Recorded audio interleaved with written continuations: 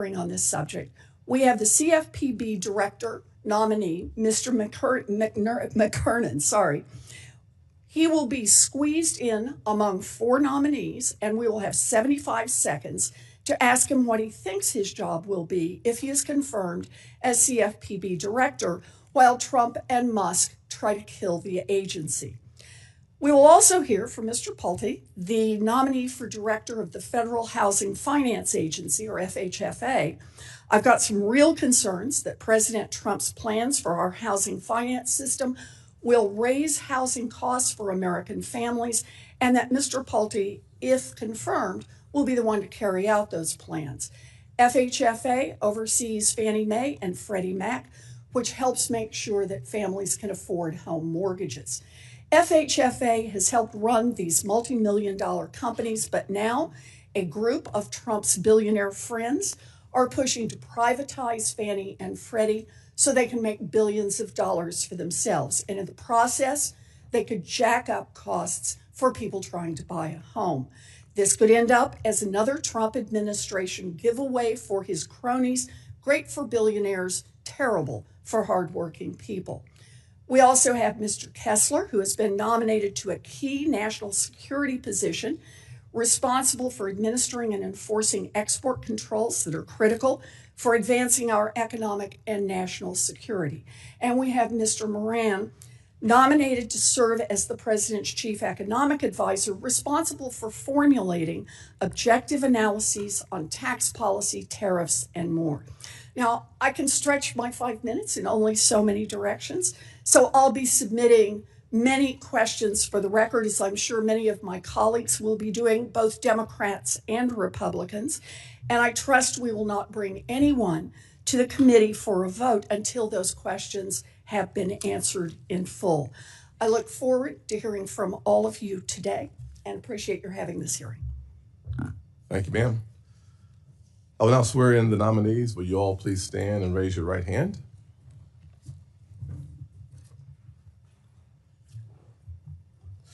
Do you swear or affirm that the testimony that you are about to give is the truth, the whole truth, and nothing but the truth, so help you God? Do you agree to appear and testify before any duly constituted committee of the United States Senate? You may sit down. Thank you. Your written testimony, your written statements will be made part of the record in its entirety. Please keep your oral comments to 5 minutes. Dr. Myron, you are now recognized. Thank you very much, Senator Scott, for the very kind introduction. Ranking Member Warren, distinguished members of the committee, it is an honor surpassing any I ever expected to be here before you today as President Trump's nominee to lead his Council of Economic Advisors. It has been a privilege getting to know many of you through this process, learning your concerns and the concerns of your constituents, and I pledge that, if I earn your support, I will give my utmost for the American people, just as you do. I would like to thank President Trump for putting his trust in me to advise him on the economy, and my partner Brett, our son Judah, my parents Jane and Dan, and the rest of our families for their love and support. I grew up in Rockland County, a suburb of New York City, mostly inhabited by working class people who labored tirelessly to make ends meet on behalf of their families. Rockland is filled with tradesmen and women, honest people, whose work ethic and political priorities I absorbed in my youth. When I think of the hardworking Americans who make this country the greatest nation on earth, I think of those folks, my friends and neighbors. In my family, the call to national service is deep and strong. My grandfather served in the African theater of the Second World War and then worked for 4 decades as a postman. My parents were both civil servants who met each other as employees in the Social Security Administration. Closer to my age, I have 3 cousins serving in the Army and Navy. I know that it is a privilege and an honor to work on behalf of the American people. I began my studies of economics at Boston University and then continued them across the river at Harvard. I completed my doctorate under the supervision of Marty Feldstein, who was himself CEA chair for President Reagan. Marty was a seminal figure, inventing and modernizing the field of public economics. Every time I went to him with a research idea, he would say, "Now, pretend I'm a senator, and explain it to me again, and tell me why I should care." That disciplined me into thinking ideas should only matter to economists if they matter to you, which is another way of saying ideas should only matter if they matter to your constituents. It was, frankly, one of the most useful things ever said to me. Although Marty passed a few years ago, I hope I don't disappoint him or your constituents now. After graduate school, I entered the investment profession, in which I've spent my career, other than my time in public service. My first real job was with a team of currency investors in New York. Nothing will disabuse you of 30% of a PhD faster than having your nose blooded in currency markets, which swing around wildly for reasons a trained economist would laugh at. Working in markets gave me a sense of reality that too many academics lack.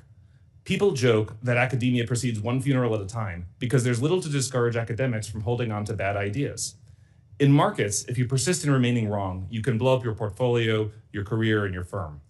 That discipline has helped me shed bad ideas more quickly than I otherwise might have. Working in currencies in 2010, I saw how China's currency manipulation wreaked havoc across our industrial base and stole jobs from your constituents. Appreciating the negative effects on the economy required rejecting a number of the common models of international trade, but academics would take years still to accept the so-called China shock. At that time, some former classmates dismissed my concerns as silly, but from its peak almost a half century ago, the United States has lost over a third of its manufacturing workforce, and too many communities reliant upon those jobs were ravaged. The human suffering involved in such losses is enormous. The experience of an economics profession determined to ignore China's predatory behavior shaped my political outlook. Economists too often disregard national security without pausing to consider that our ability to import would become limited should a war or even something like a pandemic break out. Reality demands that we prepare to defend ourselves should the need arrive, and we need manufacturing capacity to do so. My view is that reindustrializing America is imperative not only for economic reasons, but for national security. Economists must accept that we are a nation with an economy, not merely an economy with a nation. To reindustrialize, policy must focus on making the United States the best place on earth to do business. Anyone considering creating jobs, opening a factory, or innovating should think that America is the obvious place to do it. How can we accomplish that? My view is there are 5 critical steps. First, slash regulations that make it difficult, expensive, and slow to build and hire. If it takes many years and great cost to attain the permits necessary to open a factory, firms will look abroad. Further, every regulation is a compliance burden that inflates the cost of doing business. If only big businesses can afford compliance costs, we'll be left with only big businesses, which entails less competition and dynamism and higher prices. Second, we need to continue reforming and cutting taxes so that workers and proprietors keep more of the money they earn. Third, we need to strategically use tariffs to rectify distortions in the terms of trade that stem from other countries' tariffs and barriers to trade, as well as from our production of reserve assets. Our national security and economic dynamism depend on being treated fairly by other countries who have access to our markets and ensuring that our supply chains are resilient. Fourth, we need to invest in skilling up our workforce for modern manufacturing. Finally, we need to engage in defense-driven industrial policy, directing procurement and R&D budgets to activities useful for modern national security. Such policies gave us many of the critical technologies of the 20th century, the internet, radar, sonar, GPS, and created countless jobs. The president has promised to usher America into a new golden age, and he has the right policy ideas and a mandate from the American people to do it. If confirmed, it will be my job to help him. Every policy I propose will have this agenda in mind. To make progress, we'll need advice from all of you to make sure we are as responsive as we can be to voters' concerns. I welcome your input not just today, but if confirmed, for as long as I may hold this position. Thank you, and I look forward to your questions. Mr. Kessler, please proceed. Thank you, Chairman Scott, Ranking Member Warren, members of the committee. I'm honored to appear before you today as President Trump's nominee to serve as the Undersecretary of Commerce for Industry and Security. I'm deeply grateful to President Trump for nominating me to this important position, and I'd like to thank both the President and Secretary of Commerce Howard Lutnick for their support and confidence. I'd like to take also a moment to acknowledge my family members who are here with me today, my wife, Bethany, my 2 daughters, Diana and Lucy, and my parents, Linda and Craig. I had the privilege of serving in President Trump's first administration as the Assistant Secretary of Commerce for Enforcement and Compliance, after being confirmed unanimously by the Senate. During my time as Assistant Secretary, I was at the center of the Trump administration's aggressive actions to make trade fair and reciprocal. I worked to enforce the trade laws, monitor foreign compliance with trade agreements, and renegotiate international trade pacts that had grown outdated. I was proud to help level the playing field for American businesses, workers, farmers, and ranchers who were injured by unfair trade. After my government service, I returned to private practice as an international trade lawyer. In that role, I've advised clients on today's dynamic geopolitical environment and the changing landscape of international trade and investment rules, including strategic advice on reducing exposure to China and diversifying and strengthening supply chains. The United States' relationship with China and other adversaries is more complex today than ever. America's position as the world's economic and technological superpower is under constant and ever-increasing threat. China's catching up in many cutting-edge areas of technology, including artificial intelligence, quantum computing, hypersonics, aerospace, advanced manufacturing, and others. The United States must respond, and must respond with vision and strength, and I hope to be a part of that response. The Department of Commerce's Bureau of Industry and Security, or BIS, is critical for keeping America safe, secure, and prosperous, and ensuring that we meet the challenges of the 21st century. Congress has recognized this and has given BIS powerful legal authorities. The 2018 Bipartisan Export Control Reform Act gave BIS a broad mandate to protect critical technologies and prevent their export and diversion to America's competitors and adversaries. BIS has been working to fulfill this mandate, but it must do much more.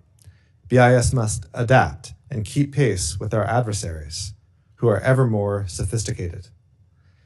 If confirmed, I will seek to fully utilize the tools that Congress has given BIS, including both in administering and enforcing export controls. We need strong enforcement to deter noncompliance and to ensure that the rules accomplish their intended purpose. And at the same time, it is important for BIS to pursue a balanced approach and avoid unduly burdening or penalizing American companies and workers with overly complex rules. I am also mindful that diplomacy and international cooperation are an important element of effective export controls. It's critical to engage with America's partners and allies around the world to defend and promote America's technological leadership. Beyond export controls, BIS is also charged with administering other national security laws, including the Information and Communications Technology Services Rule and the associated regulations, Section 232 of the Trade Expansion Act of 1962, and parts of the Defense Production Act. If confirmed, I will seek to use the full array of legal authorities available to BIS to help keep America strong, secure, and prosperous. Finally, if confirmed, I hope to work closely with all of you, with the members of this committee, and with Congress as a whole to ensure that BIS is as effective and successful as possible. Thank you. Thank you very much for considering my nomination, and I look forward to answering your questions. Thank you. Mr. Pulte, please proceed. Thank you, Chairman Scott. Chairman Scott, Warren, and members of this committee, thank you for the honor of being here before you today as President Trump's nominee for Director of the Federal Housing Finance Agency. I am grateful for this opportunity to share my vision for the future of our country's housing finance system. First, I want to thank those of you who have met with me. Housing and safety and soundness of the housing market is a bipartisan issue, and I firmly believe that we must work together to address the severe housing challenges that our country faces. I'm grateful for my incredible wife, that's my dad, Diana Pulte, for her unwavering support, and to our 3 wonderful children. I would like to acknowledge my parents, Mark and Noreen Pulte, and my stepmother, Julie Pulte.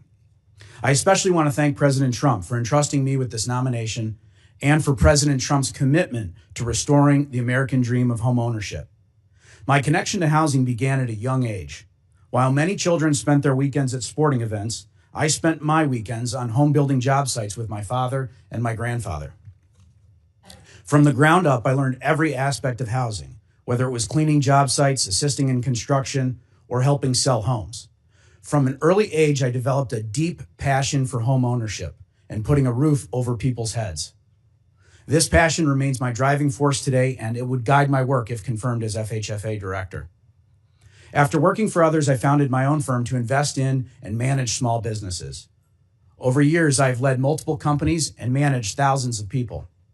These leadership experiences taught me that strong, effective leadership is essential for success, and that is a lesson that I intend to carry forward at FHFA if confirmed. Subsequently, I joined my grandfather's company, Pulte Homes, during a difficult period when poor management was threatening its future.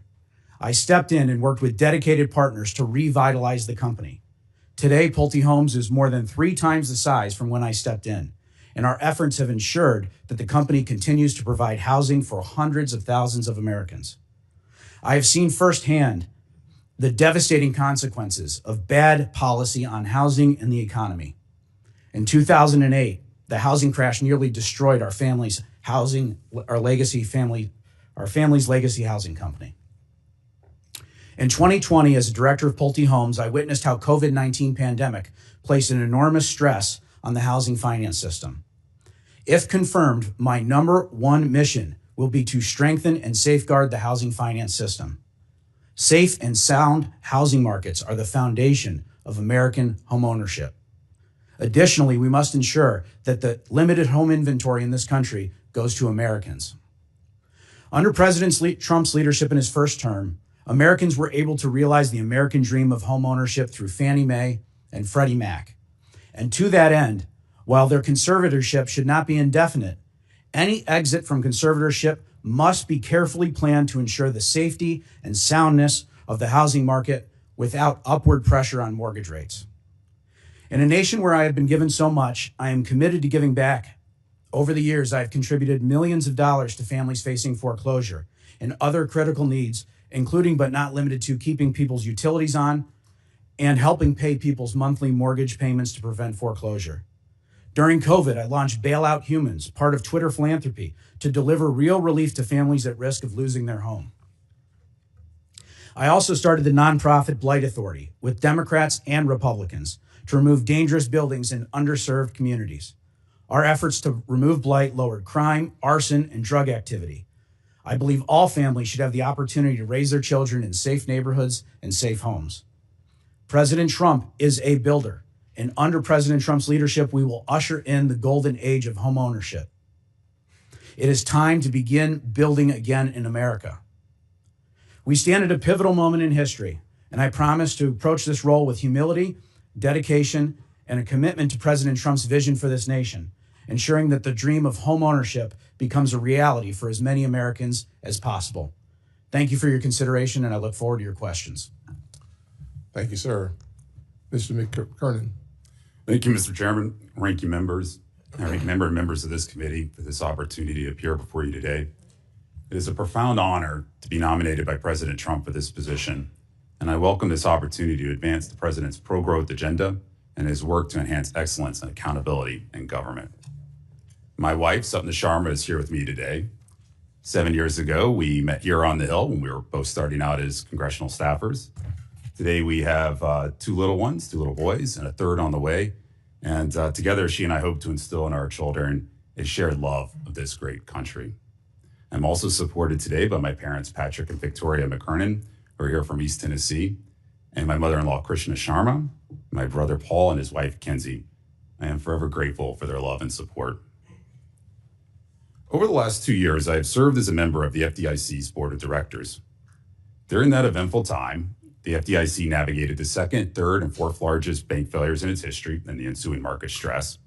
An outside investigation led by acting comptroller Sue and me into harassment and other misconduct at the FDIC, the launch of an effort to transform the FDIC's workplace, and several significant, sometimes contentious, rulemakings. I'm especially proud of my work at the FDIC to establish a culture of actual accountability. Before the FDIC, I held staff roles in the Senate, the Department of the Treasury, the FHFA, and even a short detail to the CFPB, all focused on the mortgage market, one of the key markets supervised by the CFPB. Through that work, I developed a detailed understanding of how the mortgage market works and the consumer protection laws that apply to it. Before public service, I spent more than 9 years as a lawyer in private practice focused on banking and consumer financial laws. That work included overseeing large teams investigating compliance issues at complex consumer financial companies.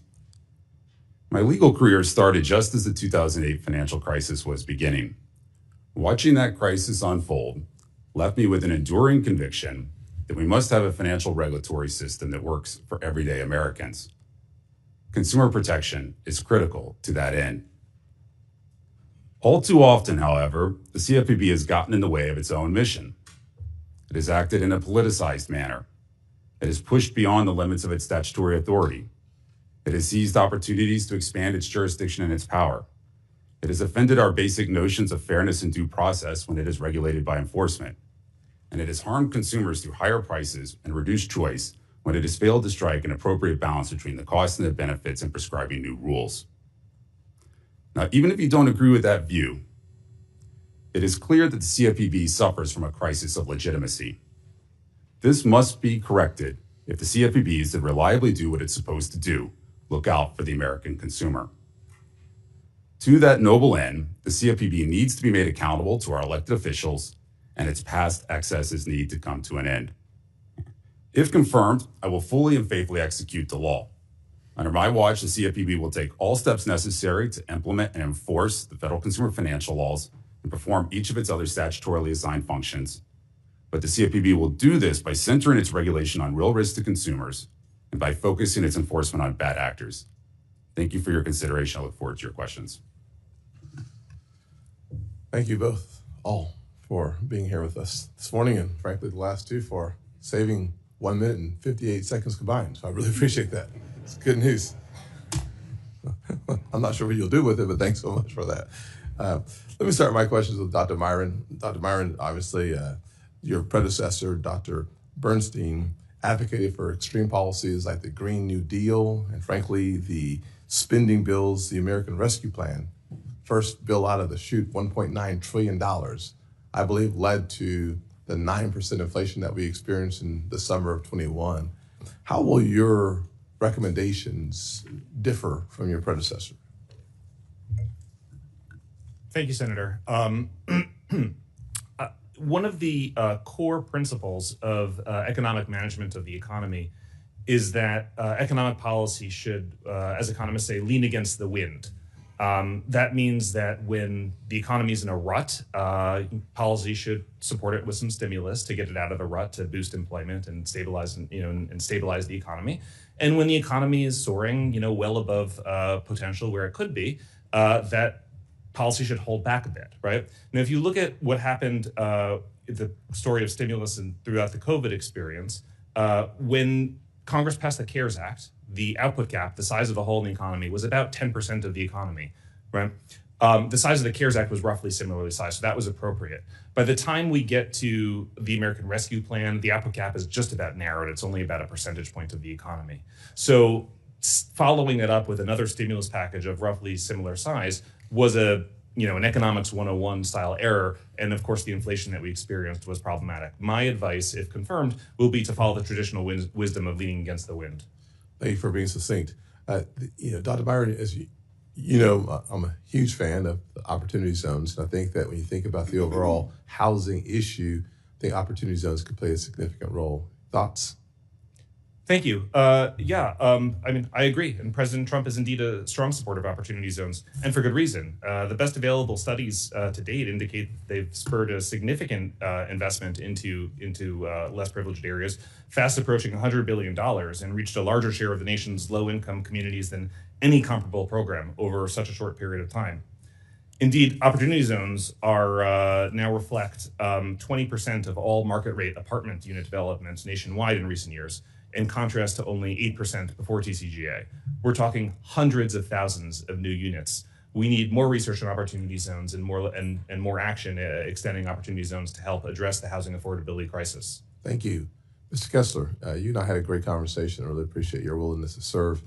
Talking about American economic supremacy, from my perspective, means that we have to be superior from a technological perspective. How do export controls help us, especially with China, who I would consider they lie, they cheat, they steal, and they take our technologies to use against us? How do we use export controls to achieve our objectives? Well, thank you, Chairman Scott. And yeah, it was a great conversation. I appreciate it. Export controls are one critical tool in America's policy toolkit for ensuring continued technological leadership and technological supremacy. And it's part of the mandate, of course, of BIS. to pursue that goal. It's up to BIS to ensure that exports prevent the proliferation of weapons, to ensure that we prevent the terrorists from getting dual-use items, to ensure that America preserves its qualitative military superiority, and to protect the defense industrial base. So all of those goals are things that we have to do with export controls. I think part of the challenge for BIS is to be as nimble as our adversaries, to keep pace with them. Our adversaries are sophisticated and they work hard every day to get around export controls and other rules that America has to prevent them from getting sensitive technologies, and we need to keep up. Thank you. Mr. Pulte, one of the things I appreciate about your background is that you've had generations in housing, even though you're a young fellow. My question for you is, you worked on the Blight Authority, a nonprofit, with Mayor Bing in Detroit, a bipartisan coalition working on behalf of people who desperately needed assistance. How does that inform you about the issues of housing, especially in neighborhoods like the one I grew up in, poverty-stricken, but very smart people, hard workers? Very good question, and you know the issue better than me, but my experience in some of these urban areas is that there's a lot of drug activity, crime, prostitution in the areas that we were in, and our nonprofit, it was a nonprofit, went in and cleared out these abandoned homes and structures. And what it gave me, Senator, was a deep appreciation for every kid should be able to walk safely to school and not be worried about dangerous buildings or being dragged into a dangerous building and the like. So it gave me a very, very deep understanding for ensuring that every American has the opportunity to have a safe home and a safe neighborhood. Thank you. Ranking Member Warren. Thank you, Mr. Chairman. So co-presidents Donald Trump and Elon Musk seem hell-bent on trying to kill the Consumer Financial Protection Bureau. Mr. Musk tweeted CFPB RIP and delete the CFPB. Administration operatives evidently ordered everyone to leave the building and then locked the doors and told people not to do any work anywhere. Now, Mr. McKernan, you've been nominated to run this agency where Elon Musk has told everyone to do nothing. It kind of feels like you've been lined up to be the number one horse at the glue factory.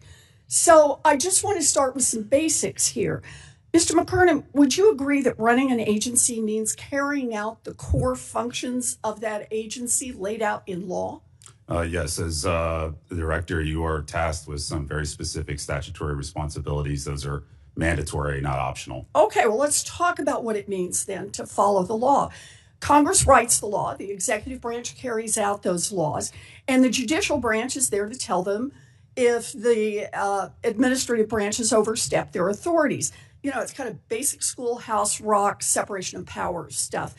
There are at least 88 specific obligations in the Dodd-Frank Act that the CFPB is legally obligated to perform. Congress doesn't suggest that the CFPB do these things or ask the CFPB to do these things. Congress mandates it. So let's hit some of the highlights. Section 1021 of the Dodd-Frank Act says that the CFPB must, quote, implement and enforce federal consumer financial laws consistently for the purpose of ensuring that all consumers have access to markets for consumer financial products and services, and that markets for consumer financial products and services are fair, transparent, and competitive. Mr. McKernan, if confirmed, will you implement and enforce the law so that everyone has fair access to financial products like credit cards and mortgages? Yes, Ranking Member, as I said in my opening statement, I'm fully committed to following the law fully and faithfully. That includes performing each of the statutory. What about Section 1013 of Dodd-Frank, which requires the CFPB to maintain, quote, a single toll-free number, a website, and a database, close quote, to collect consumer complaints about financial products or services, respond, quote, timely to those complaints, and share the consumer complaint data with other federal and state agencies? Mr. McKernan, will you follow the law and maintain the CFPB's consumer complaint hotline so that consumers have somewhere to go when they have a problem with their banks or their mortgage lenders? Ranking Member, as you point out, both Section 1021C and also Section 1022, or I think it's 1023, both tasked the CFPB with responsibilities relating to Great. consumers. Those are mandatory. If confirmed, I'll follow the law. Great. Under Section 1013 of Dodd-Frank, the CFPB must maintain an Office of Service Member Affairs for both veterans and active duty military who get cheated, an Office of Financial Protection for older Americans to provide financial counseling and help seniors recognize the warning signs of financial scams, and a student loan office to assist with borrower complaints. Mr. McKernan, if confirmed, do you intend to follow the law and maintain those offices? Each of the offices I think you mentioned is mandated by statute. Okay. It's my understanding those are mandatory. And yes, I'll follow the law. Okay. So we have the statutory obligations. We've got, like I said, we don't have time to go through all 88 of them. But let me ask you, Mr. McKernan, how do you plan to run the CFPB legally when Elon Musk has told every one of its 1,700 employees to do nothing? Ranking member, I'm not sure if I agree with the premise that all employees are told to do nothing. I think, I don't know the nuances. Well, I'm not asking nuance here. All 1,700 employees have been locked out of the building and told to do nothing. And if they hear that another employee is doing something, to report them to DOJ. Ranking member, I don't know the specifics of the mandate, but I'm fairly certain there were exceptions there. Indeed, to get my application processed so I could get here today, my application had to go through the CFPB. So you say somebody's doing something. Okay, let me ask it the other way then. You say you want to follow the law. In order to fulfill the legal obligations of the CFPB, do you commit, if confirmed, as soon as you are sworn in, to immediately lift the stop work order? If confirmed, I'm going to follow the law. The specifics of that, I'm going to have to get advised on the specifics of the situation there. But again, the North Star here is you got to follow the law, fully and faithfully execute the statute. I take that very seriously as a former congressional staffer. I'm an Article 1 guy. I'm going to make sure the CFPB performs each of its statutorily performed functions. You follow the law, then we'll all be good. That was 13 questions in 5 minutes. You did a really good job. Correct. All right. Next would be Senator Rounds. Thank you, Mr. Chairman. Mr. McKernan, I'm going to come back to you in a minute, but at that time, I'm going to ask you a little bit about some of the statutory activity and some of the, what I would consider statutory or activity that was outside of statutory authority, but I'll come back to you in just a minute, sir, and follow up. Mr. Pulte, first of all, to all of you, thank you for offering to do public service. And to your families, because this becomes a huge responsibility and a real time-consuming effort, and I appreciate your family's recognition of that as well.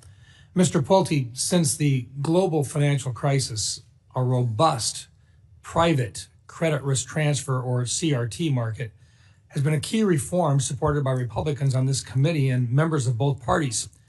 Instituted in 2013, CRT has protected taxpayers, attracted private capital, and provided market discipline to reduce GSE-driven risks. It also plays a crucial role in lowering mortgage costs and preparing for the end of conservatorships. As you work to keep housing affordable and maintain the safety and the soundness of the enterprises, plan for the eventual end of conservatorships, will you commit to supporting a strong CRT market to protect homeowners, taxpayers, and overall market stability? Thank you, Senator, for the question, and I very much enjoyed our meeting. Always good to meet a fellow pilot as well. With regard to CRT, I think it's very important. I think any time that you can take risk away from the taxpayers and give it to the private market is a win. And so I very much enjoyed our conversations about CRT, and I would absolutely look forward to working with you on CRT and make sure that the taxpayers are always at as least risk as possible. Thank you, sir. Mr. McKernan, let me come back to you for just a minute. Given your deep understanding of the Consumer Financial Protection Bureau and its founding principles, you bring a very valuable insight into both its intended mission and the way that it has evolved over the years. In recent years, we've seen the CFPB extend its authority beyond its original scope, creating uncertainty for businesses and financial institutions. With your knowledge, experience, and commitment to fair and effective regulation, You are well suited to lead the Bureau, and until we can ultimately reform the CFPB, I believe you will restore a balanced approach that protects consumers without stifling economic growth. Over the past several years, do you feel that the CFPB has been operated outside of its statutory authority? Yes, Senator, there have been, all too often cases in which the CFPB has acted beyond the statutory authority, and it's, you don't have to take my word for it. You can ask the courts.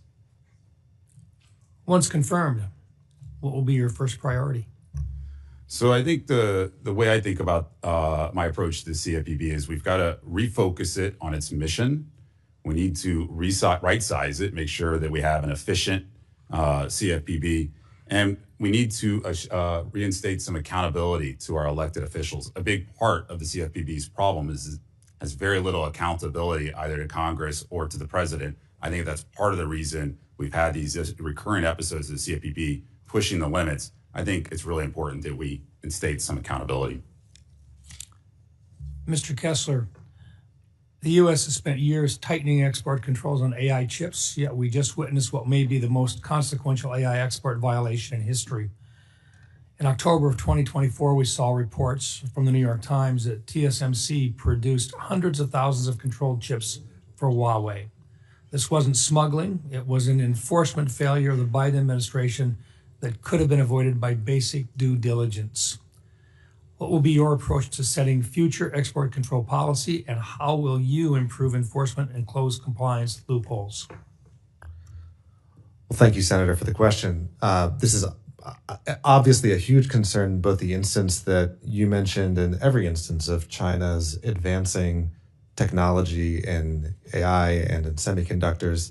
It's critical to ensure that we have strong enforcement, that BIS uses the full scope of enforcement and penalty authorities that it has, that we're conducting investigations, in working in an integrated way with the intelligence community, with the defense community, to prioritize our enforcement targets, and to make sure that the rules themselves are appropriately targeted to the challenges that we face.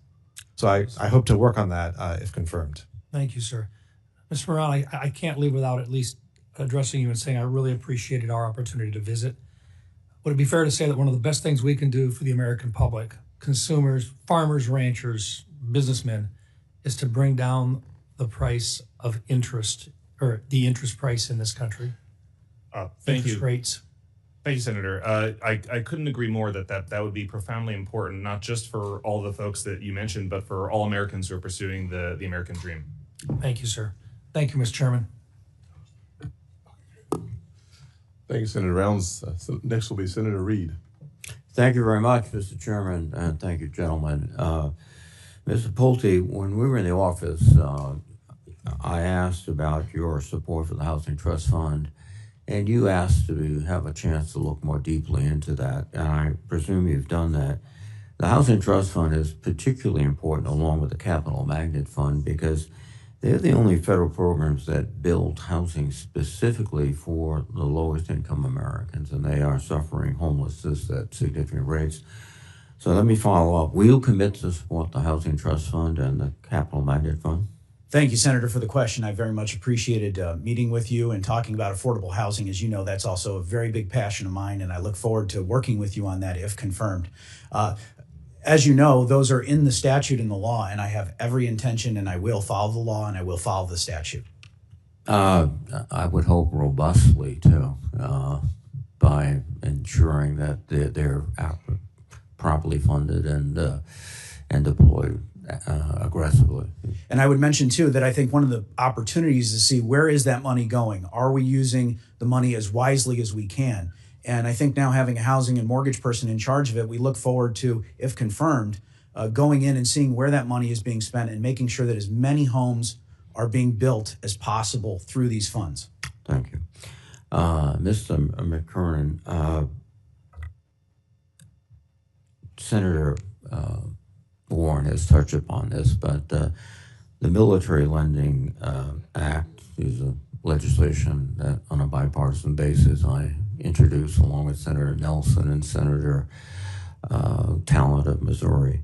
And it's very important to me because I've had experience in the military and seen soldiers, sailors, Marines, whatever, really exploited by merchants. And ironically, they all seem to be wearing the American flag on their lapel, but that's another story. You reinforce the MLA and make sure it's appropriately enforced, and that means really vigorously staffing and allowing the Office of Service Members Affairs to exist. Senator, thank you for the question. Yes, I certainly would ensure that the CFPB performs its role with respect to enforcement of the Military Lending Act, and also with respect to the Office of Service Members. As you know better than anyone, there is a range of unique issues that pose consumer risks to our service members, with their relocations, their deployments abroad, that can make it very difficult to deal with issues when they have them back home with their bank, with their financial provider. And, they also have unique risks, say, for instance, in the auto lending space, right? The geographic isolation of their base can mean they have fewer options to shop, both for cars and for financing, and that can mean higher costs for service members. So I think these and other issues are very important for the CFPB to continue to monitor and also continue to coordinate with the rest of the governmental authorities on this. And the Office of Service Members has an important role in that. Well, I appreciate that very much, and I know you want to, but you're going to be placed in a very difficult position. Directive vote at the OMB has canceled the lease on the CFPB headquarters, so technically you don't have any place to work. They've canceled contracts for expert witnesses that are in ongoing litigation. They've dismissed cases against predatory lenders, including some cases involving the Military Lending Act. They've essentially tried to lay off the staff. Indeed, President Trump said in the Oval Office that the CFPB was set up to destroy people, quote, and that his goal for the CFPB is to, quote, be totally eliminated. He also said that the CFPB staff is a, quote, vicious group of people. So you do not appear to have much presidential support or OMB support, and I have this sinking feeling that you're departing Liverpool on the Titanic. So good luck.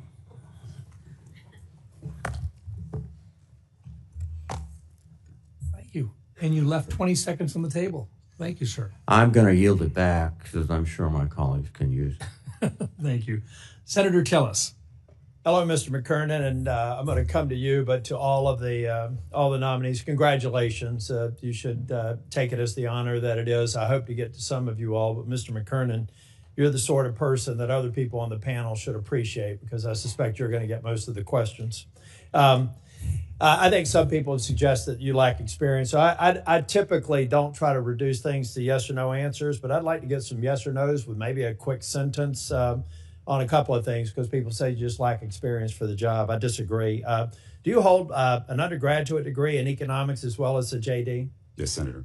And that, I think, came from Duke? The JD. JD? Tennessee, Yeah. proud volunteer for the. Do you have experience practicing law related to banking, financial services industry? Yes, Senator. 9 years. Give me an idea, I think, between 2007 2017? That's right. Well, 2007 to 2017. That's right, yes. Yeah.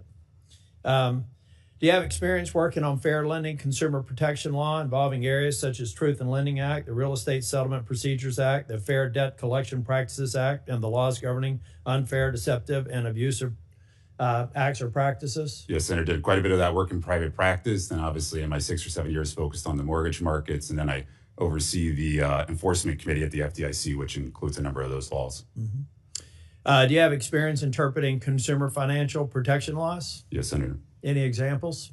Well, like I said, almost 10 years in private practice, and then in the work at the FDIC, both dealing with supervisory matters that come before the board, but also the enforcement work and the enforcement committee. Do you have any experience related to mortgage markets, a key area of the CFPB's regulatory and supervisory jurisdiction? Yes, Senator. I work with Senator Corker, Senator Toomey, covering mostly housing finance mortgage issues. And then 2 years at FHFA, focused on mortgage finance issues. And then, of course, at the FDIC, we have quite a bit of mortgage activity. And do you have experience working with CFPB staff? Yes, I was detailed there for a short time while I was at FHFA. Do you have experience with senior leadership at the federal financial regulator? Yes, Senator, as a member of the board of directors, got to know a number of my counterparts and, of course, the folks at the FDIC. Do you have experience working and collaboratively with others in senior leadership positions at federal financial regulator, regardless of their political affiliation, to address complex banking and financial services issue? And give me an example if you can. Yeah, acting comptroller Sue and I partnered together to oversee the investigation into our workplace culture matters. I think that was an investigation that really earned a lot of respect on a bipartisan basis. And then I worked with Director Chopra to address gaps in the FDIC's monitoring of asset managers' large investments in our banking institutions. And maybe added to that, I know that I believe that the record indicates that you've also worked on workplace and cultural issues at the institution. That's Tell me right. a little bit about that. Yeah, after the Cleary Gottlieb report, I pushed quite hard for the FDIC board to take more of an active role in overseeing our cultural transformation efforts. A particular focus was trying to get us investigating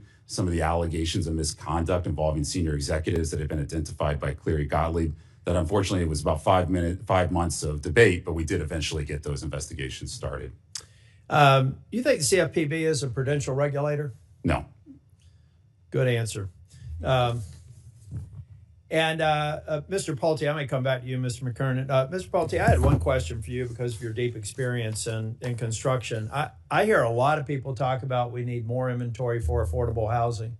And almost invariably, it's in the discussion about how we need more regulations for housing. How do those two work in your professional experience? Not necessarily in the lanes for the role that you're moving into, but how do those two, are those at cross purposes with one another? How can we produce more affordable housing in the context of more regulations? Is that something I just don't understand?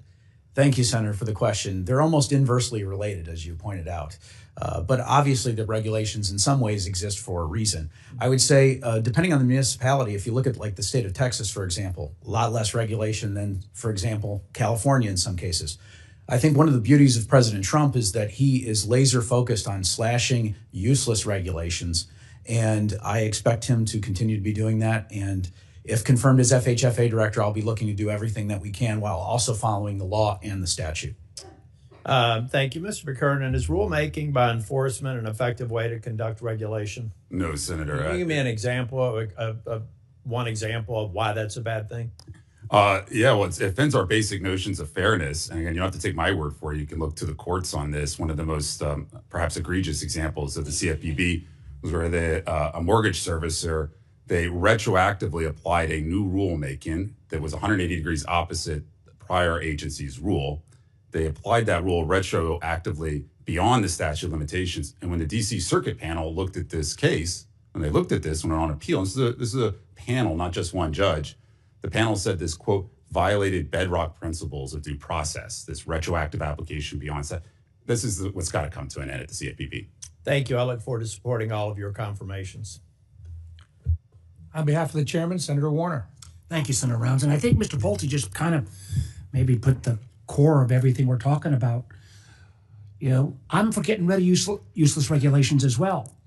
But the question is, what are useless regulations? And I think they're legitimate areas we can disagree on. I hate to kind of follow on my friend Senator Tillis, but Mr. McKernan, I enjoyed our conversation. And let me say for the record, I've enjoyed working with you, particularly during your time as Senator Corker. I thought you were fair. I thought you had a reasonable approach. I don't question your qualifications. Also worked with you with Senator Toomey. I do want to echo something you said, and I hope you'll reconfirm in our conversation, that you didn't have a complete, the way some of my colleagues think that everything the prior leadership did at the CFPB did somehow was bad, that you did think that some of the predecessor policies like the data broker rules and privacy issues, CFPB had acted accordingly.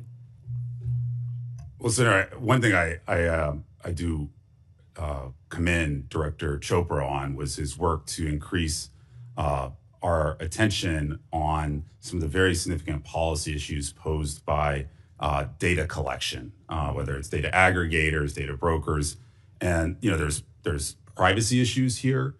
There's potentially national security issues here. And I think it's important that we, both in the regulated space and in the rest of our elected officials, continue to focus on this as these entities are collecting more and more data and the analytics get more and more powerful. There's some real policy issues here. And I think Director Chopra was onto something by focusing Well, and I hope, again, that comment that not everything bad in the last administration, not everything the last administration touched, even at CFPB, was bad, will not cost you votes on the majority side. But I do have to tell you, and Senator Reid was getting at this, I got folks that are terrified.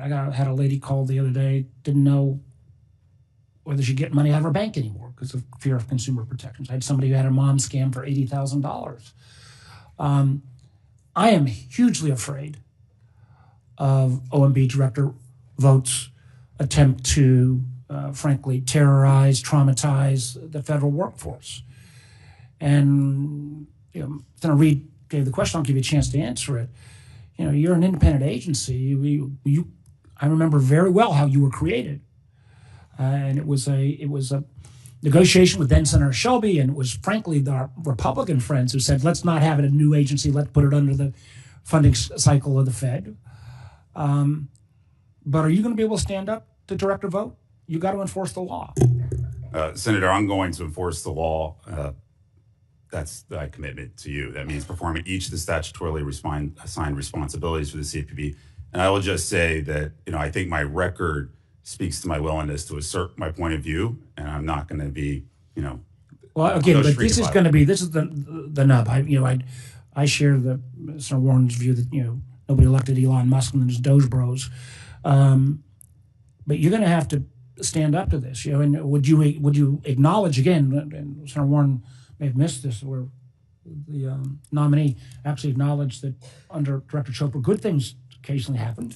But we also at least acknowledge that, that the $20 billion returned to 195 million consumers was actually a good record from the CFPB. Well, Senator, I think it's important that we have redress to consumers. I think it's important that bad actors, repeat offenders, do have. How about I go to the Tom Tillis mode? That's a yes or no question. $20 billion back to consumers across America, good or bad? Senator, I don't think we should evaluate the success of the CFPB based on dollar numbers or enforcement count. That's like evaluating an official based on the number of fouls he calls during the game. We should evaluate the game on whether it's fair. We should evaluate the CFPB director based on whether we have fair. You're going the wrong direction. Markets. It bothers me if you can't say $20 billion back to American consumers based upon illicit activity. And listen, I'm, notoriously viewed as way too pro-banker on my side of the aisle. But you should. Let me just give you a little bit. Let me just give you a little coaching here. When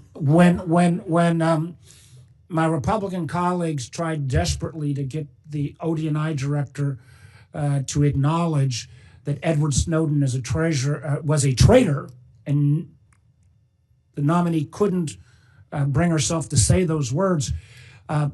Think about that, and then getting $20 billion back in rebates to American consumers, good or bad?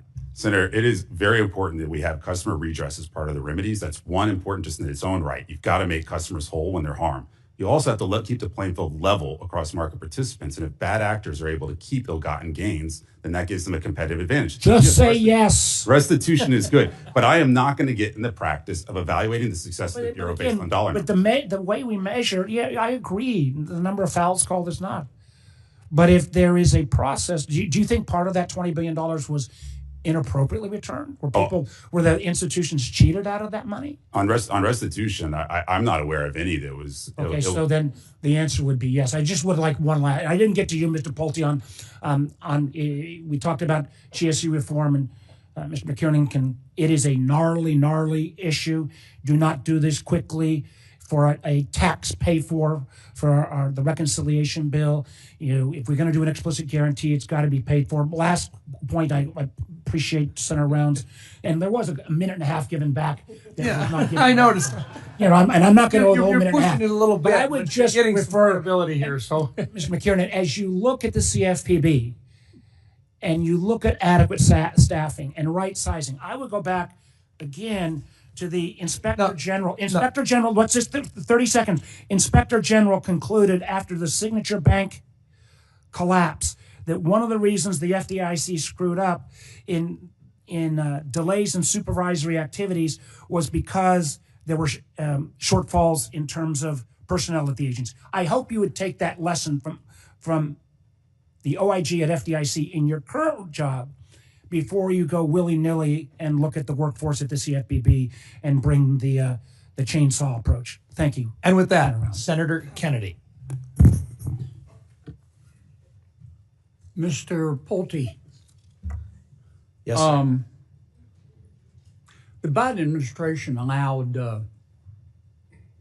borrowers to take out bigger mortgages than they can afford, didn't it? Senator, I do think that we need to make sure. Did it allow them to take out bigger mortgages than they can afford or not? I think sometimes people definitely do take out mortgages that they can't afford. Okay. In fact, 64% of the FHA borrowers last year exceeded the 43% debt-to-income ratio, didn't it? I would believe that to be true. I'm not familiar with that In statistic. fact, the FHA loan portfolio today is bigger than it was before the 2008 housing crisis, isn't it? I would believe that to be true, but FHFA would be under HUD, so I... And when people borrow more money than they can afford, many times they default. Is that true? That is true. And I'm not just picking on FHA. Fannie Mae and Freddie Mac have done this too, haven't they? Yes, sir. Now, normally when people borrow too much money, they default. But under the Biden administration, they implemented a program where if you're about to default, the taxpayers will pay your mortgage. Isn't that correct? Do you have a specific policy that you're referencing, Senator? Yeah. The FHA instituted a program that pays mortgage servicers to make borrowers miss payments for them. Thank you, Senator, for the question. I'm not familiar with that specific FHA Well, you program. need to be. I would be happy to look into You it and need to get back be. with you. They take taxpayer money, and they give it to people, and it's added to the principal of their home without accruing interest, so that a lot of these folks now have homes on which they owe more money than the home is worth. Yes. You're not familiar with that? Well, I'm familiar with that general concept, yes, sir. And if I was... Isn't it a fact that the FHA made 556,841 incentive payments last year? Sir, I'm not familiar with that exact statistic. FHFA would be under my friend and colleague, Scott Turner. Right, and Fannie Mae and Freddie Mac did the same thing, didn't they? They probably did. So we got a house of cards here. It's worse than it was before the 2008 housing crisis. You've got the federal government adopting a policy, don't worry about how much you make. We'll loan you all you need to buy a home.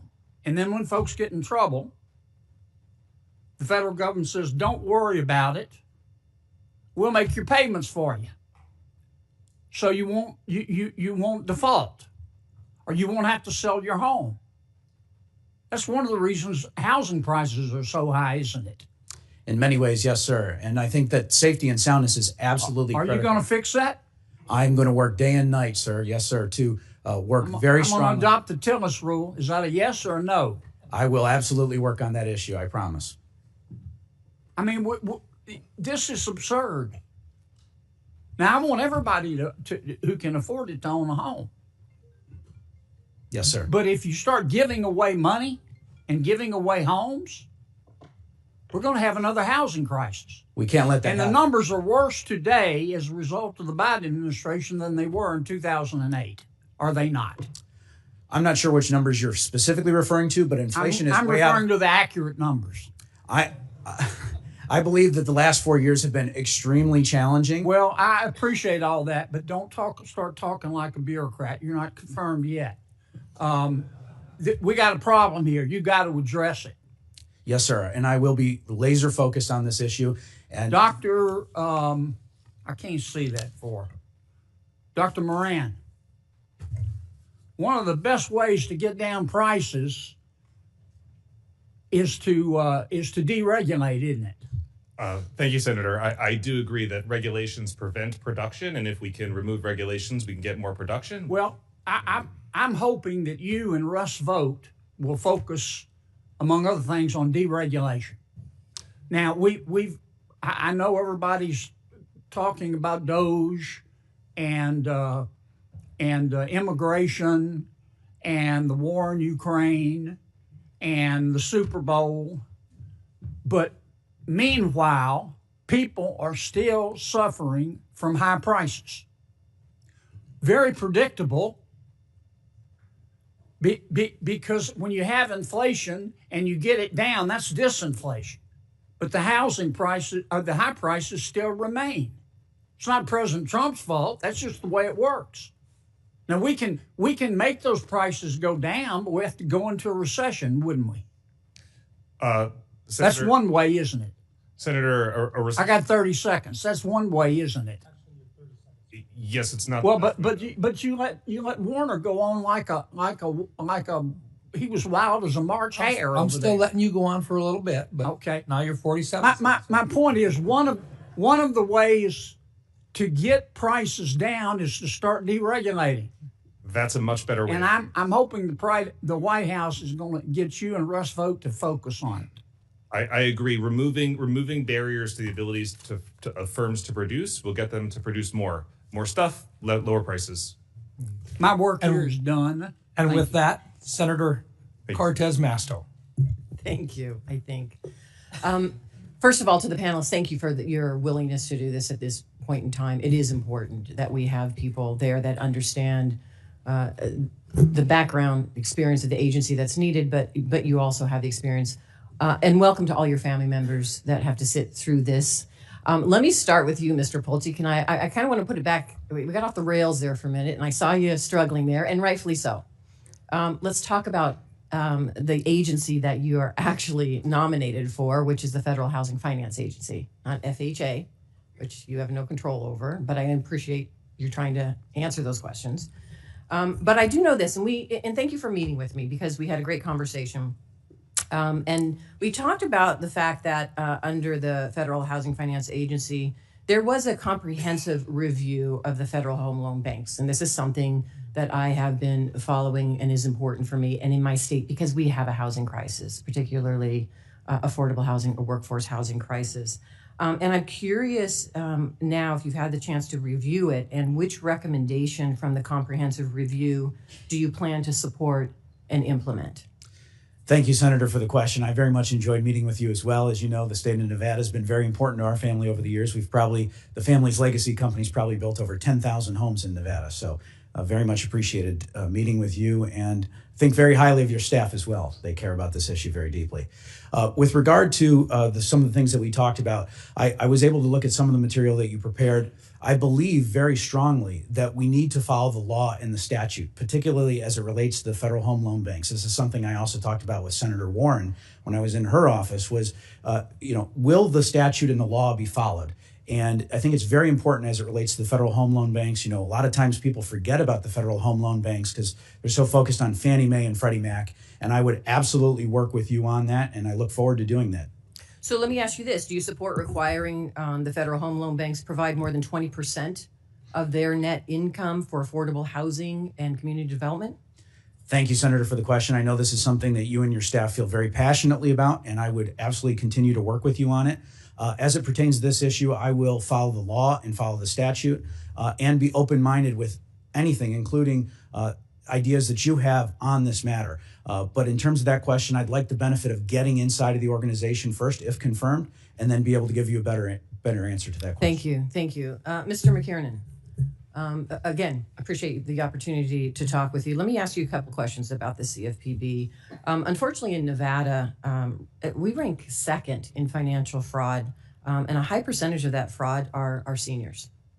And I know I have concerns about the CFPB actually closing down the Office of Financial Protection for Older Americans. And so my question to you is, will you commit to restoring that office, specifically the ensuring that the office is adequately staffed and meeting the legislative and regulatory and reporting requirements of the law so that we can protect older Americans? Senator, you're absolutely right around the unique risk posed to elderly Americans on the consumer side. As they age, they're more likely to accumulate medical debt that can subject them to aggressive collection tactics. There are, of course, some issues around cognitive decline that can make it harder to resolve their issues. And so, it is important that the CFPB continue to monitor those issues, devote enforcement and supervision resources to those ends, and coordinate with the other agencies. And as you point out, there is also a statutory responsibility to maintain this office that is helping to do that coordination and monitoring. So yes, I think consistent with what I said in my opening statement, I'm going to follow a law that includes performing each of the statutorily assigned responsibilities, and one of those is this office. So if the administration tells you to fire the people in that division, you're going to disagree with them because the law says that office has to exist and it has to be staffed and there has to be resources to seniors to protect them from fraud. Is that Senator, right? we're going to make sure we have that office perform its statutory function. Okay. Let me ask you this. The law also requires the Consumer Bureau to maintain the confidentiality of information obtained from people and companies it supervises and supports. You know this. So what will you do to ensure that people who should not have access to private supervisory information and who have conflicts of interest, what will you do to ensure that they are prevented from accessing it? Senator, we're going to implement our policy to protect the security of that information. I think another thing that is important on this note is I would really like to take a close look at how much information the CFPB has still on its servers and whether that's really necessary. There's been a lot of focus on this issue, and I think we need to be focused on both risks, external and internal. We also should be thinking about the risk that China or another adversary get a hold of that information. Yeah, and making it public. Let me ask you this. Do you believe the Consumer Bureau should continue to regulate payment platforms? Senator, we have the CFPB, if I'm confirmed, the CFPB and I will execute on its responsibility to monitor risks under all the consumer financial laws. That's both in the banking system and outside the banking. And that would include payment platforms. So do you believe that one company with a payment platform should be allowed to access confidential information from the CFPB of its competitors? Senator, I don't know the terms of any, the nature of any such issue. The answer should be no. Right. Right. I'm not sure. That's pretty easy to answer. So that's my concern here. And you don't need to study it. I think it's pretty easy to answer that. Yeah. And the question will be, and this is what we talked about, and I think for all of you, what we are looking for, every single one of you have talked about following the law. And that's what I'm hoping you do. And not a rubber stamp to an administration that thinks that they have the ability to disregard the law, ignore Congress and the agencies that we have created and shut them down to the detriment of people in this country. So I am hopeful that you guys are standing guard and you're doing just that. I'll give you a chance to respond if you would like to, or we're going to go on. Senator, I'm fine. Thank you. All right, Senator Haggerty. Thank you, Mr. Chairman. First, I'd like to acknowledge the presence of a fine Tennessean here today. We've got a panel of highly qualified nominees, but in particular, I'd like to recognize Jonathan McKernan, a native of the volunteer state who's dedicated much of his life to public service. And by electing President Trump, Americans have voiced their desire for national leadership that reflects the values and interests of all Americans spread across the heart of our country, not just power centers in our nation's coast. Jonathan's upbringing in East Tennessee and his remarkable resume give me confidence that the CFPB will be in the hands of a leader who will make very good on this mandate. I'll come back to you, Jonathan, but I'd like to start out with you, Mr. Pulte. The FHFA ensures that its regulated entities fulfill their mission by serving as reliable sources of liquidity and funding for housing finance and community investment. If you're confirmed, how will you carry out the mission of making housing more affordable for all Americans? Thank you, Senator. What a great question. And very nice meeting with you and spending some time with you. I think you're exactly correct. I think first and foremost is we need to have a safe and sound market. Obviously, we saw what happened in the housing crisis, and eventually everybody wasn't even able to afford anything. So that's first and foremost is a safe and sound market. The other thing is we need to look out and figure out where we can eliminate waste, fraud, and abuse. I look forward to looking at that, seeing where we can potentially identify things and what have you. The other thing is we can make sure that we are looking at different opportunities to appraise homes properly or look at manufactured homes, for example. Manufactured homes are very well-built structures. And if confirmed as FHFA director, I believe that there are really some great opportunities between my friend and colleague at HUD, Scott Turner, in terms of manufactured housing, as well as on the mortgage side at FHFA. So there's a lot of exciting things that we could do, Senator, and I look forward to working with you on some of the ideas we discussed. And a lot of the issues, a lot of the hurdles I think that you're going to find have to do with regulations that actually get in the way and impair the function of the market and increase cost on builders and impact in a negative way the available supply. So I look forward with working with you on that respect as well. I really want to just emphasize that your private sector insight on these matters is rare, and it's much needed here in Washington. I understand the need for policy experts in agencies like the FHFA, but we also need leaders that have business backgrounds who deeply understand the industries that they interact with. And I think you've got a deep experience here that could really lend a lot to the agency. And I'd just like to ask you broadly, what are the most valuable leadership lessons that you've learned in your time in the housing industry, and how would you apply those as you take on this agency's challenge? Yes, sir. Thank you for the question. It's a great question. I would say that first and foremost, I'd like to go into the agency as well as understand with Fannie and Freddie Mac exactly the talent that we have. I understand that there's quite a bit of talent in this organization. I was fortunate to be raised by my father and grandfather, both who were entrepreneurs. And I learned from my grandfather, whose company, which I eventually joined, which built over 800,000 homes across America. And so, Senator, there's a lot of lessons that I learned both in housing and in managing people, how to treat people, and how to provide for a roof over people's heads. And it's with that same spirit and dedication. Housing is in my blood. And I look forward to really bringing that into the agency if confirmed and ensuring that as many Americans as possible can have the American dream. Right now, costs are just so out of control, Senator. This needs to be fixed. I look forward to seeing your energy. I think it's contagious, and I look forward to your inspiration in an agency that we want to see function well. Mr. McKernan, I'm going to come back to you now. Dodd-Frank established, in my view, an undemocratic and seriously flawed funding structure for the CFPB. And I think it's important to clarify the statutory authorities here. Acting Director Russell Vought has requested no funds from the Federal Reserve for the coming fiscal quarter, partly because the CFPB's current balance is excessive. In your view, did the Acting Director break the law? Senator, let me say first, thank you for the very kind words. To appreciate that. We're going to have to let the courts decide that, but I don't see a legal issue there. Nor do I. So to confirm, the CFPB director has sole discretion to assess the needs of the Bureau and make funding requests accordingly, so long as the request abides by statutorily prescribed funding caps. Is that correct? Yes, Senator. I thought so.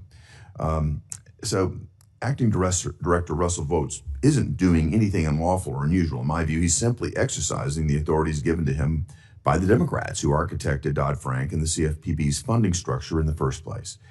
There's a glaring double standard here. Progressives are gleeful when a Democrat administration appoints a CFPB director who unaccountably advances their partisan agenda and spends an eye-watering amount of money. Then, when Americans entrust a Republican administration and a Republican director to lead the agency, Democrats suddenly panic and complain that the Bureau is being operated unaccountably, even though both administrations are operating under the exact same structure. For years, I've led legislative proposals to bring greater accountability to the CFPB. If they're true concerns, I urge my colleagues to work with me on real structural reforms. Otherwise, these cries of rogue leadership at the CFPB will just continue to fall on deaf ears. So I hope that we'll have an opportunity to find a way forward on a bipartisan basis to address this concern. Thank you, Mr. McKernan. Senator Warnock. Thank you very much, Mr. Chairman. Congress created the Consumer Financial Protection Bureau, the CFPB, in the wake of the financial crisis, during which Americans saw Wall Street bankers get bailed out, while millions of working folks lost their jobs, their homes, their retirements, their life savings. That's the situation out of which the CFPB emerged. Mr. McKernan, thank you. I enjoyed our meeting yesterday. Good to meet you. And I want to follow up on our discussion about the Trump administration's efforts to dismantle the CFPB, the agency you've been nominated to run. President Trump has said the CFPB is, quote, a very important thing to get rid of. Yes or no, do you agree with the president on that point? Senator, as I've said, the CFPB is a product of statute. That is a question for our elected officials. It's a yes or no question. Do you agree that it's a very good thing to get rid of? Senator, I think our elected officials decide normative questions like that. I just execute on the law. You've raised your hand to run the agency. I think you ought to know whether you think it's a good thing to get rid of. Well, I will say this. I certainly think that consumer protection is a very good thing. It's a critical thing. A federal consumer protection role is a very important thing. That's a lesson I learned from my experience in the 2008 financial crisis. We need to have a regulatory system that works for everyday Americans, and that includes a consumer protection function. I'll take that as that you agree with the president that we don't need the CFPB.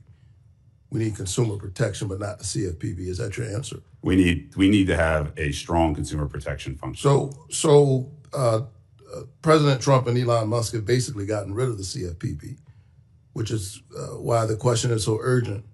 And the Bureau has seen dozens of key employees fired. They've been told not to engage in its core supervisory or examination duties required by the law, and has even had its physical headquarters closed and locked. I think that's a pretty clear message. If someone closes down the office that you've been nominated to run, with the CFPB effectively eliminated, how on earth do you plan to lead a shell agency that's been completely gutted? Senator, I'm not aware of the situation about the staffing and resources at the CFPB. But what I will point to is just what the administration has said in its filings and some of the litigation ongoing here. And they have said that we are going to have a CFPB that is streamlined and efficient. And quoting, I think, from the brief here, it says a predicate of that is there will be a CFPB.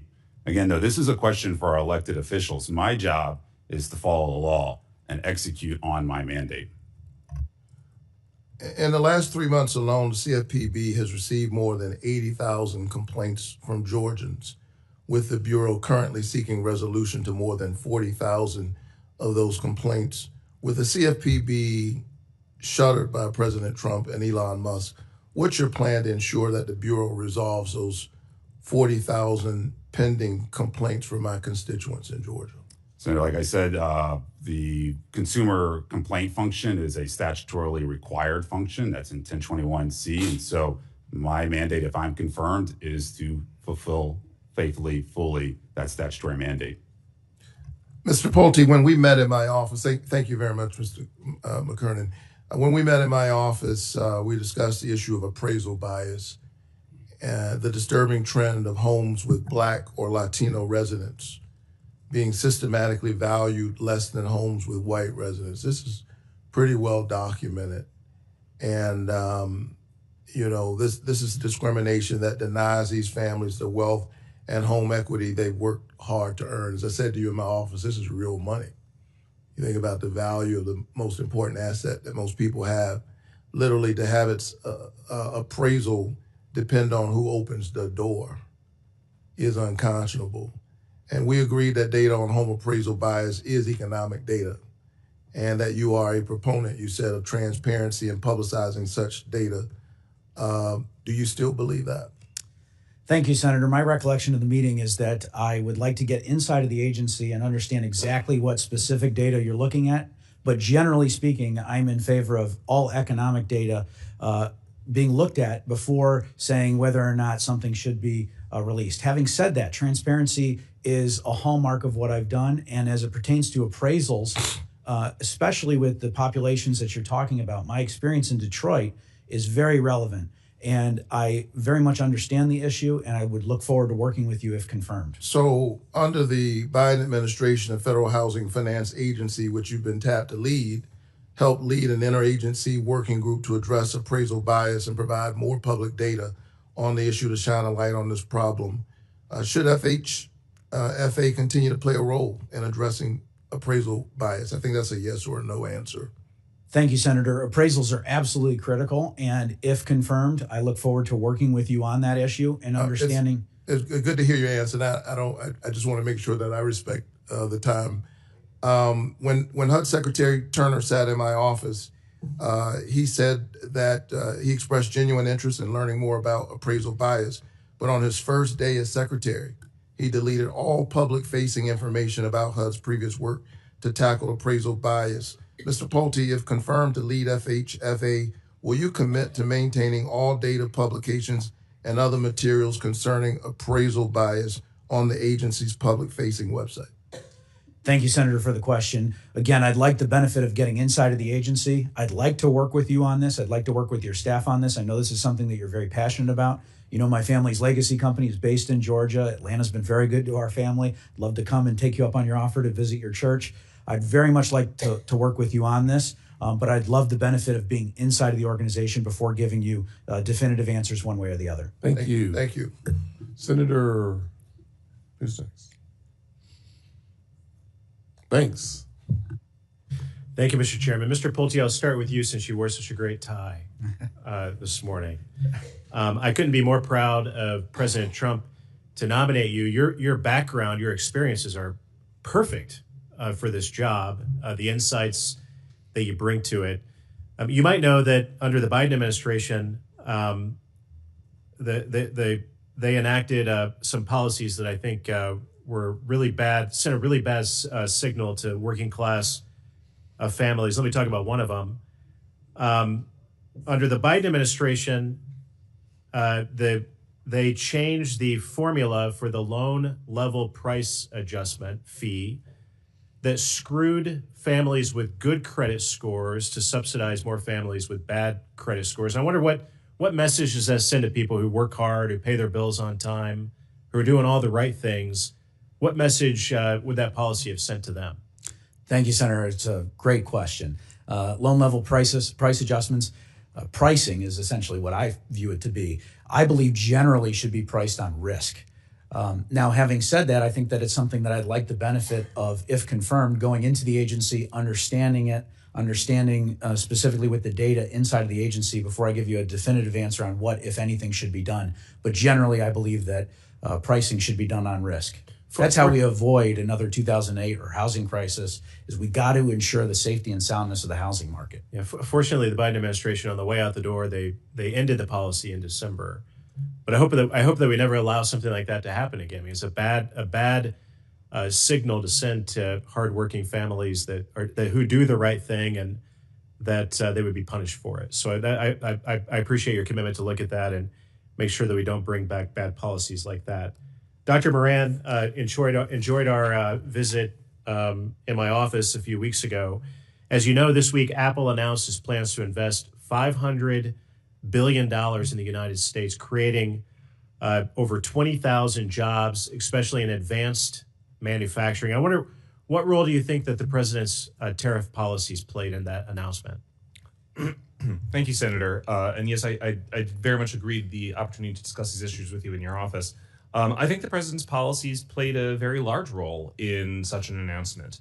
The president has been very clear that he's not going to stand for asymmetric trade relationships in which we give unfettered market access to our consumers to other countries and they don't reciprocate. And he's made clear that he's going to stand up for American workers and American firms. And I think that his very clear willingness to do so is incentivizing not only investment in the United States from companies like Apple, but also other countries, sort of beginning to make concessions on national security and on trade as well, even preemptively before any threats have been made. Why do you think so many economists tell us the opposite, that tariffs are going to cost us jobs in the U.S., and yet this announcement sort of proves the opposite? Thank you. Thank you, Senator. I think the reason why most economists view tariffs as being unhelpful is because of a quirk of the modeling methodology, where they basically assume that trade deficits, balance out to zero over the long term. But that really hasn't happened in recent decades. So clearly something is wrong with the assumptions underpinning these models. Indeed, if we review the history of tariffs, we see that in the 19th century, the average tariff rate on duty-able imports was in excess of 40% for most of the latter half of the 19th century, and the average tariff rate on all imports was in excess of 30%. Nevertheless, this was a period of extraordinary economic transformation in the Industrial Revolution. Even after World War II, the tariff rate on duty-able imports was in excess of 30%, again, a period of very strong economic growth. It wasn't until the 1970s until we really get to the period of very low tariffs beginning.